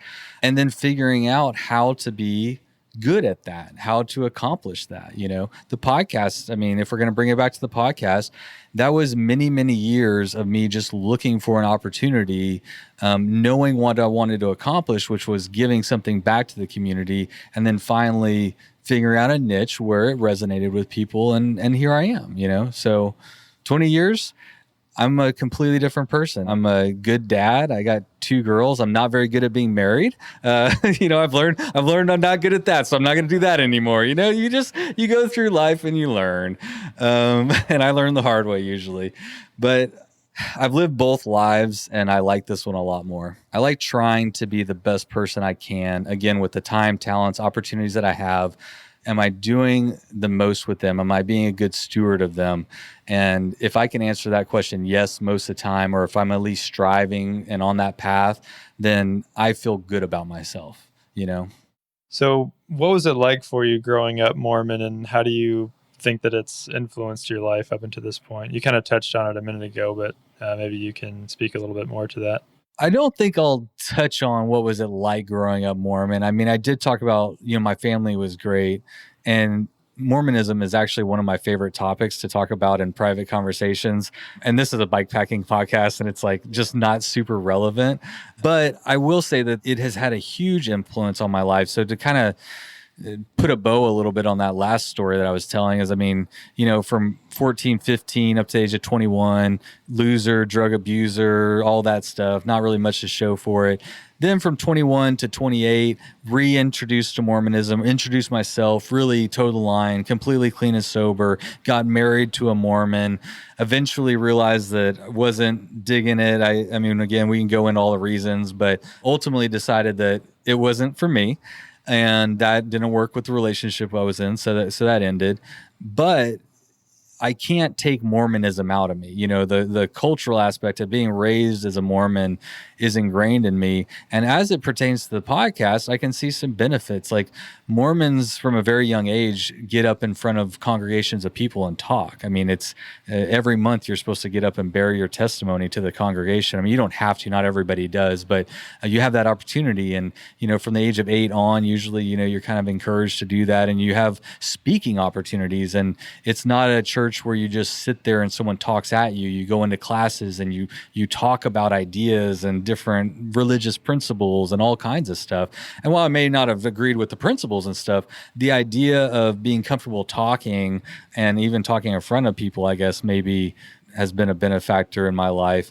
And also, I think that sometimes I just get preachy. Like, I think I have this like very ingrained, like where I could almost be a Southern Baptist preacher if I'm not careful, like I'll go on tangents. I'm like, Jesus, I'm just like preaching up here. I feel like I'm on the pulpit and I'm like telling the followers, about the glorious life of bikepacking and the joy that it can bring to your life. And so I think that I'm this like weird person who like grew up like staunch Mormon, very conservative, but also like lived a life of like, mild criminality and like just being a loser and stuff like that. And like associated with that, I've been to jail a bunch and saw that. And so I have like a really bad potty mouth, lack of education. And then I also have this religious side that can be like poetic and more beautiful and more articulate maybe and stuff. And so I don't know, it's just, it all makes up for me. It's just the curious life of being me. And I love it. I don't know. Like we all have our stuff, it's like, we can't spend too much time worrying about, I was Mormon, I wasted all my life or whatever. It's just, those are all the little quirks that make me me. And I've come to just be happy with being me, and that's fine. So one thing I can speak to and kind of in jest, kind of humorously, is I don't know if this is a common like joke about Mormons, but I've always kind of taken it to be one. Is it like they're super nice? Yeah. Like Mormons are just like crazy nice people. For sure. Maybe that's widely understood, but every Mormon I've ever known, like in my entire life, has just been like just this crazy, crazy nice, kind person.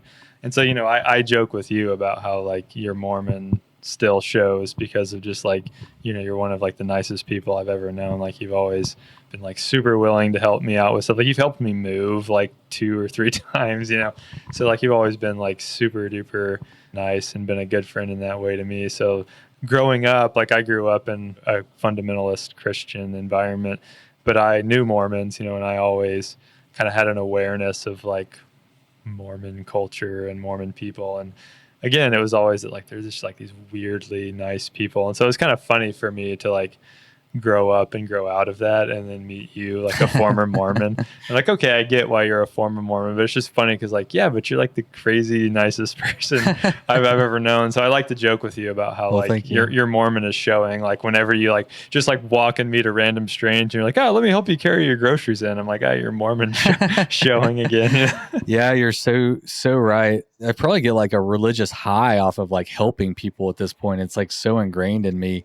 Their whole thing is about servitude, and like there wasn't a Saturday I wasn't helping a family move. So like you say you help me move, I'm like, Jesus, I used to do that every weekend growing up. Like helping a buddy once a year move is like not a big deal, but I don't know if it comes from that. Probably does. I mean, just good examples of like being nice to people, growing up in an environment where people are like pretty nice, they respect you and very loving and opening and all that. I mean, yeah, I like all those things about Mormonism. There's good things about other Christian religions that are nice. It's, you take them on their whole, and there's things I might have an issue with, and it's up to everybody to choose the life that makes them happy. And I found more happiness outside of Mormonism. I found more happiness learning to rely on myself, to realize that if I work hard at something, I can accomplish something. And it's not just because I prayed about it and a guy rubbed his lamp and the genie came out of the bottle and it came true. And not to, dismiss other people. Sorry, I shouldn't. And I can understand the piece there. Like, my family is still very Mormon. Like, this is not like, I'm not like way removed from, Christianity or Mormonism or anything like that. And I would never want to take that away from my mom. Like, that brings her a lot of happiness. I can just say for me, I've gained more happiness learning to be self-reliant on myself, to trust myself, to figure things out on myself, and know that I can rely on myself and depend on myself to get there. And then also, like, good friends are important to throw in there.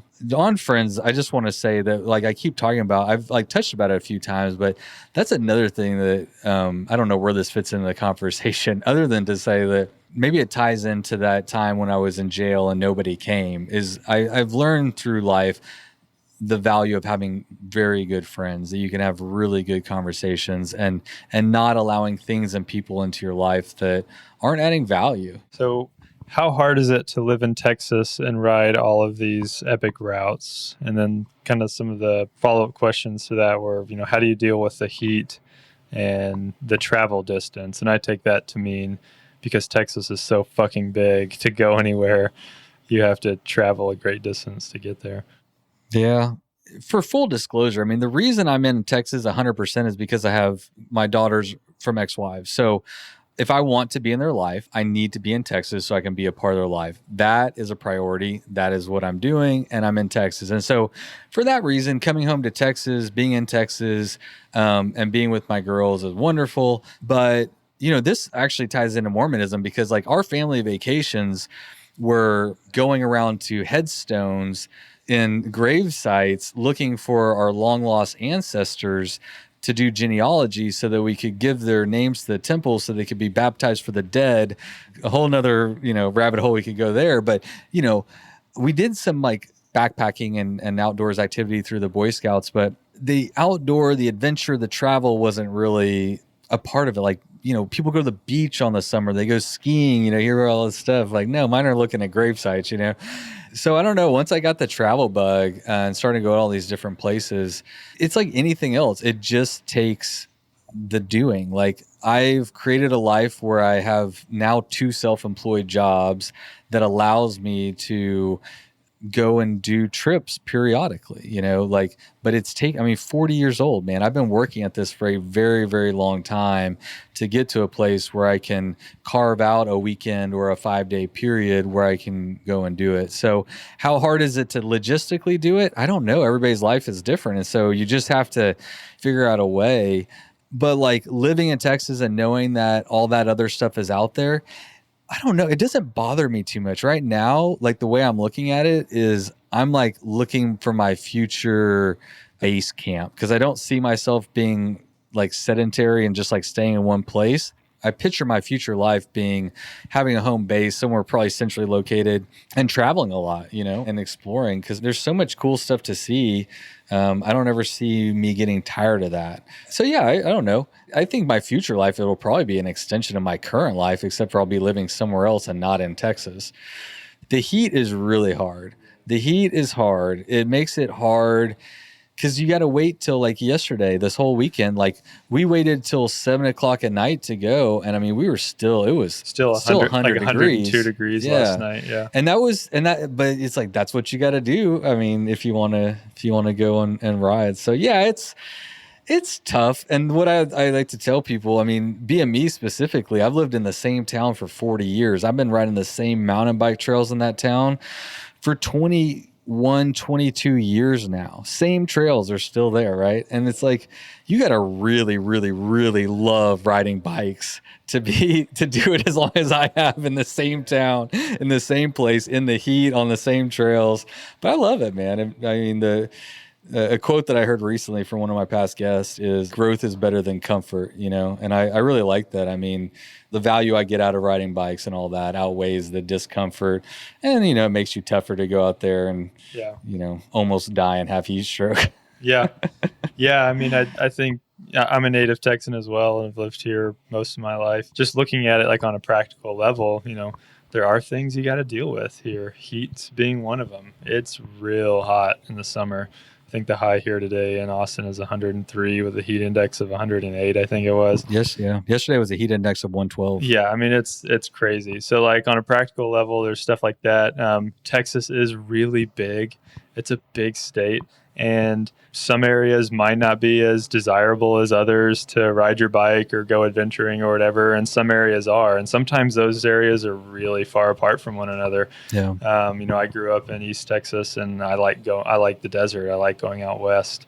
And so you got to drive a real long time to get out west, So on a practical level, like, it's complicated. You got to make sacrifices, and you have to, kind of experience some discomforts, like driving. You have to want it more. Yeah. Like, you have to want it a little bit more in Texas. And I mean, lack of public land is a big one. Less than 3% is public land. So there's a lot of challenges that Texas face: distance, heat, lack of public land, lack of trails, lack of good infrastructure with cycling. Yeah. We could go on, so again, you just have to want it more. Yeah. But I can't say it makes, when you go to other places, I bet I appreciate it more than some people that have in their back. Maybe not, but I can tell you, I appreciate the hell out of it. Yeah, I think that's a good point, is like Texas does have a lot of natural beauty, and Texas does have infrastructure, and we do have really special public lands here, but it's just not necessarily as accessible as somewhere like in Colorado or Utah or Arizona. And that's for a variety of reasons that are geographic and political, et cetera, et cetera. But yeah, I think in some ways you kind of just have to want it more, and you have to sacrifice for it. And you just have to be flexible. Like, you really have to be flexible living in Texas with the lack of public land. Like, when I was living in Colorado, the property we were living on literally shared a fence with White River National Forest. And I would just hop the fence, like go through a gate on my bike, and I was on like really good purpose-built mountain bike trails. Like, they were built, mountain bike downhill trails and stuff. And so in Texas, I don't have that. Like, if I go out my back gate now, I'm just like in somebody else's backyard in a neighborhood, So you just have to be flexible, and you have to go find, the good stuff. And obviously not everybody has that opportunity, which is unfortunate, but kind of like what we've been talking about already is like, we want to try to provide knowledge for how people can get that opportunity, and hopefully find other ways to facilitate opportunity. But I always like to pump up Bikepacking Roots. I mean, that is the organization that for bikepackers you should be supporting. I mean, I'll plug them every chance I get, because outside of talking and getting people excited and interested and, going around the bike, we have to be advocating for public access. We need to have a seat at those tables to be part of that conversation, so that we can continue to utilize the outdoors. And then we can use our voice as outdoors people and as bikepackers to add our voice to protecting these lands, to make sure they continue to be set aside for the good of all people to go and use them. I mean, that's kind of step 2 in getting people as excited but I'm not a politician. That's, I'm far from that, but that's why I like to pump Bikepacking Roots so much. I mean, you got Kurt Refsnyder, he's a PhD. I mean, albeit geology, but still, I mean, I called him a real adult, I mean, he's like a smart guy. He's a smart guy. Yeah. He knows what he's doing. Him and Caitlin Boyles, I want to give her credit too. The whole board of directors. I mean, and they got 6,000 members now, like, that's a voice at the table. So that, talking about the future of bikepacking, we didn't really touch on that, but I did touch on the need and the importance of politically protecting those lands, so that they continue to be there. And maybe being in Texas and not having access to as much of it, maybe it makes that point even more poignant than for other people. That's why I'm so passionate about it. But I am passionate about it.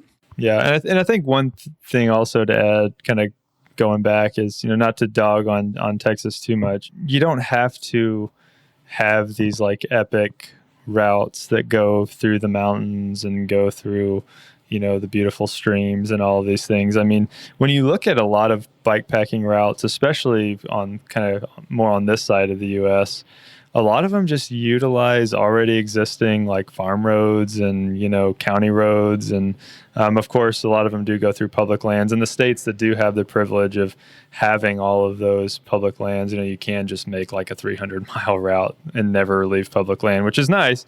But it's also important to remember that the public roads are still public. Like you own them. You can participate on those roads and recreate on those roads. So a lot of them, like in East Texas stuff that you're looking at, some of that is in national forest land. A lot of it just grow through and around private property on county roads and meth labs. Yeah, going through meth country. But nonetheless, it's there. It's a resource that is available. It's important to seek that stuff out as well. God, this, but maybe people I grew up 45, 50 minutes from Sam Houston National Forest, and I've always been going everywhere else but, Sam Houston National Forest. But turn the focus inward. I definitely want to highlight what Texas does have, because there's a lot of us here. And there just isn't a lot of resources. So that's been another fun thing, is specifically the Sam Houston Restaurant Tour has gotten a ton of usage. People message me quite a bit and, as using it as their first bike packing trip, most of them. That's a fun one. Oh, I love it. It's easy. And there's 8 million people that live within a 100-mile radius of it. So if you're talking about getting people introduced to the outdoors, bike packing, that's a great one. There's 8 million people that could, 100-mile drive, hour and a half to get there, and they can go and have a pretty great time, in the woods with easy resources there if they want them. They don't need to use them if they don't want to, but it's right there. It's easy. So to kind of maybe wrap this up and tie a bow on it, question that came from a couple different listeners, and it's probably a question that several of them have, is the big one: what's next for Bikes or Death? What's on the docket? What kind of exciting stuff do you have coming up? Do you feel like sharing any of that stuff? Oh, heck yeah. It's a great question, and it's changed a lot. My answer to this question will be much different than it would have been if you asked me even a month ago or 2 months ago. A lot's changed in my life, having gone through a divorce recently. I just literally found myself sitting with myself, having one of those conversations that I do. What do I want to do? I'm at this pivotal point in my life, and I've been here many times before at different times, and I'm just like, what do I want to do? There's no one stopping me. There's nothing, it's just me, my obviously desire to be a good father and having all that in mind. And the podcast has become a great source of happiness, joy, just satisfaction. It's so satisfying to do something that I believe in. I feel like is a good thing. I want it to be a good thing. People message me and say nice things. And so I know that it's having an impact. And I never intended when I started the podcast for it to become my career. I always intended it for it to just be a hobby that I would do on the side, a passion project. But a lot of things have changed. One, going through a divorce, and then two, COVID happened. And you know what? Now real estate isn't exactly the best business to be in. I don't get as many phone calls as I used to buy and sell houses and stuff. And so just like the perfect storm of all these things happening and having a podcast that I'm really enjoying, and it has been successful. The podcast has been ranked as high as number 17 in all of the United States over all podcasts, in the wilderness outdoor category, not in, beauty or what, but in my category, as high as 13 and 1 in Canada. And it's been beyond successful in my opinion, far outweighed any expectation that I ever had for the podcast. So as it's developed, I've just made the decision in the last probably month that I am going to be pursuing Bikes or Death as a career, as a portion of my career. I have no idea. I have no idea what I can do with the podcast, but I know that there's a huge demand, and I know that I can do better. That's part of it, is I've been putting this podcast together with very little time, resources available. I've been going through a lot of stuff in the background, and the podcast has almost been an afterthought. Or I shouldn't say an afterthought. It's always been something that I've been seeking and working towards. But the time that I've been able to devote to it has been extremely limited. And I realized that what I want to do is my best. I want to make the best podcast that I can. I want to create more content, better content. And actually, the conversation I had with you was kind of the tipping point.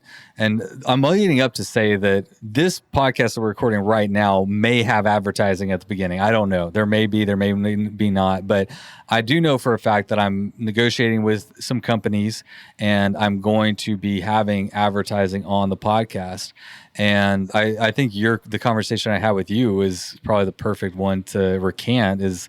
I was talking to you. I was like, man, I have all these ideas of ways I can make money. I could do a route. I could sell merchandise. I don't even remember what do a race, like all these things to create money. And you're like, Patrick, you have, you're spending all your time. You've like created this like thing, you've created a value here. You're spending all your time doing it. You need to monetize that and make it, pay for itself basically. And then you can focus on, growing it and doing other things and stuff like that. And I mean, it's kind of a simple way to look at it, but it made a lot of sense. I'm like, yeah, I've spent the last 2 years pouring my heart and soul, literally. I mean, people have been super generous, but I mean, this podcast costs me money to produce. Like, I'm not making money at all. Costs a ton of money and way, way, way more time. The time that you put into preparing a podcast, seeking out the guests, figuring out what you're going to interview, doing the research so you know what you talk about. Traveling to interview people. And then editing them and I mean, marketing them. And I mean, it's a full-time job, easy. So, I mean, I started the podcast with the idea that it would always just be a hobby, a passion project, my gift to the community. But I think I can still accomplish the same thing. I mean, I'm not going to change anything that I'm doing. I'm only going to partner with brands that I believe in. I'm not going to say who any of them are just yet, just in case, but I'm not going to sell Me Undies or TurboTax or anything like that. I'm going to partner with companies that I believe in, that I think add real value to people. So, I mean, another important thing that I should mention is, yes, I'm going to be having advertising on the podcast, but I'm also going to have a free option, most likely through Patreon, where people can subscribe for like a low amount of money and listen to it ad free, which is basically the same platform that Spotify and so many other places use. It's like there's a paid version and there's a free version. The free version has ads, and you can pick your poison. And I hope that satisfies most people. Yeah. So I mean, how do you feel about the transition from making it free and open, not behind any kind of paywall or advertising, and then going into advertising? Because I guess up until this point, you've, prided yourself in making it, free of advertising and open to everyone. And, obviously there's practical considerations like you already spoke to, like you're spending a lot of time and money on this, and just realistically, like you do have to get some kind of return on it just to keep it going. And I think that's totally fair, but I'm just kind of curious, how your feelings about it have evolved and changed. I feel good about it. We all change and life changes, and the opportunities that come around you couldn't foresee. I think really the most important thing to me was not having my message or the message of my guest be influenced in any way. That's the most important thing, is like you always hear, I mean, one of my gripes with, the news or whatever is like all you're really trying to do is get eyeballs, and you're trying to be controversial so you can get your ratings up, so you can get a higher advertising value. Yeah. And then a lot of times you're beholden to your sponsors. Yes. Yeah, exactly. They're like, oh, well, you can't cuss as much, and, or whatever, they're just like, oh, well, that's a topic we shouldn't be talking about, and that kind of stuff. So, I believe really that was more at the heart of it, is like me being like selling out and just like only doing a podcast so I can create it into a business, right? I got lucky. I feel very, very, very lucky to be in a position where I could even be having this conversation. I mean, everybody knows I've been listening to the podcast. I didn't think anyone's going to listen to it. I didn't tell anybody about it. I had no aspirations that it was going to grow into anything. It was simply just something I wanted to do to feel good, to feel like I was contributing something back.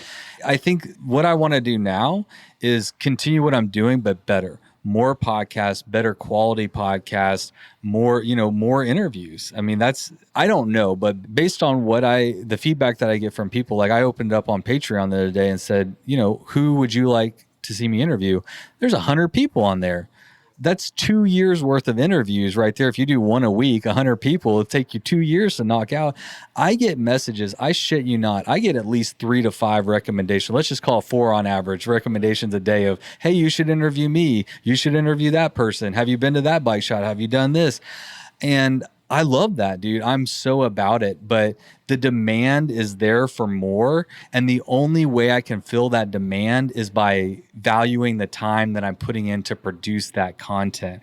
It's that simple. Or I can go back and I can do 2 a month or 1 a month or whatever, So, I mean, your question was, how do I feel about it? And I really feel good and I feel excited. I feel super grateful and fortunate to be in this position. The only reason I'm even here is because of the listeners, and I'm not ignorant to that. And all I can say is that I am going to 100% just be me, be the authentic me, produce the show that I want to produce. And if an advertiser or sponsor doesn't like that, then I'll cancel them. They're not going to cancel me. There you go.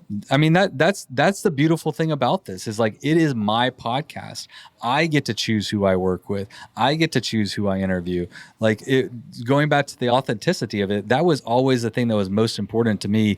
So when I talk about advertising, it's like, I just don't want someone controlling the message. That's the most important thing to me. Part, and I've built the value to where now I'm in a position where I'm not a Joe Rogan, but in this little, world of bike packing, I don't need to have advertisers. The only reason I'm going to bring on sponsors and advertisers is that so I can grow the podcast.